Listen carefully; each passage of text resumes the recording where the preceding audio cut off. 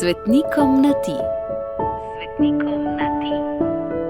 Razmišljanje Gregorja Čušina. Ljubi moj sveti Martin, Slovenci radi potožimo, da smo še brez svetnika. No, uradno potrjenega in priznanega seveda. Sam sem osebno imel čast poznati neke ljudi, za katere dam takoj roko v ogenj, da so brez dvoma svetniki v nebesih. In potem je tu še množica znanih in neznanih slovenskih obrazov skozi zgodovino in pa seveda nepregledna množica mučencev, katerih grobove še odkrivamo po hostah, jamah in rovih in katerih kribo čakam rodila nove kristjane. Osebno sicer mislim, da je vse to pehanje po uradnem priznanju nekoliko manj važno, kot trenutno velja v naši srednji. Mnenja sem, da nebeška vladarstva niso urejena po človeškem vzoru, ker so potrebne meje, ustava, grb, zastava in himna, preden se greš lahko pogovarjati, v Bruselj ali OZN. Božja vrata so odprta in ne potrebuješ ne številke, ne napotnice. In vsi, ki so že na pravi oni strani, so akreditirani za posredovanje, kogarkoli in kadarkoli. Ampak malo sem zašel. Tožimo torej Slovenci, da smo še brez svetnika.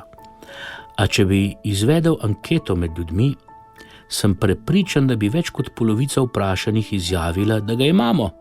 Svetnika namreč. Tebe, svetega Martina. Izredno si priljubljen v naših krajih, čeprav Slovenci nimaš nobene pametne povezave. Rojen na Madžarskem, si večino življenja preživel v Franciji in si kot vojak skoraj gotovo prejahal naše kraje. Morda si prav tu naletel na premraženega reveža, ki si mu poklonil pol svojega plašča. Četudi Slovenci smo takrat taborili še izza Karpatov in če bi bil ta revež Slovenec, bi zahteval cel plašč, ker polovičarji pa nismo. Ko si torej dal revežu pol plašča, cesarju, kar je cesarjevega, si dal še Bogu, kar je Božjega. Tako si pobožno škofoval v Franciji in ne verjamem, da si kdaj pomislil na Slovence.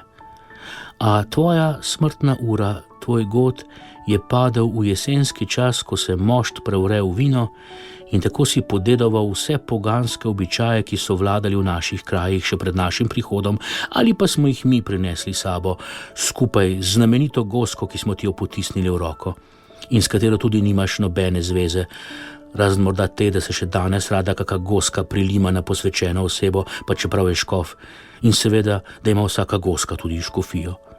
Pa dovolj natolcevanja. Pišem take, kot da sem se tudi sam pošteno namartinoval. Obilo žegna za tvoj god, pa nam ga vrni in izli na nas. Gregor.